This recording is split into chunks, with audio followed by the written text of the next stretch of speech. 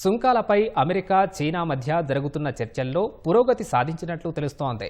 వాణిజ్య లోటు తగ్గించుకోవడానికి ఇరు దేశాలు ఓ ఒప్పందానికి వచ్చినట్లు తెలుస్తోంది. స్విట్జర్లాండ్లోని జెనీవాలో ఇరు దేశాల అధికారులు 2 రోజులు జరిపిన చర్చల్లో గణనీయమైన పురోగతి వచ్చినట్లు అమెరికా ట్రెజరీ కార్యదర్శి స్కాట్ బెసెంట్ అన్నారు. ఇందుకు సంబంధించిన పూర్తి సమాచారాన్ని అందించని బెసెంట్ ఇవాళ జరిగే మీడియా సమావేశంలో పూర్తి వివరాలు వెల్లడిస్తామన్నారు. చైనాతో ఓ ఒప్పందం కుదిరిందని చెప్పిన అమెరికా వాణిజ్య ప్రతినిధి జామిసన్ గ్రీర్ అందుకు ఎటువంటి వివరాలను అందించలేదు. తాజా ఒప్పందం 1.2 ట్రిలియన్ అమెరికా గ్లోబల్ వస్తువుల వాణిజ్య లోటును తగ్గించడానికి సహాయపడుతుందని చెప్పారు. కొత్త ఆర్థిక ఫోరంను ఏర్పాటు చేయడానికి అమెరికా అంగీకరించినట్లు చైనా పేర్కొంది.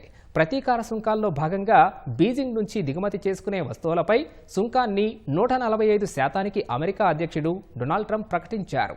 దీనికి ప్రతిగా చైనా కూడా అగ్రరాజ్య ఉత్పత్తులపై 125% టారిఫ్లు ప్రకటించింది.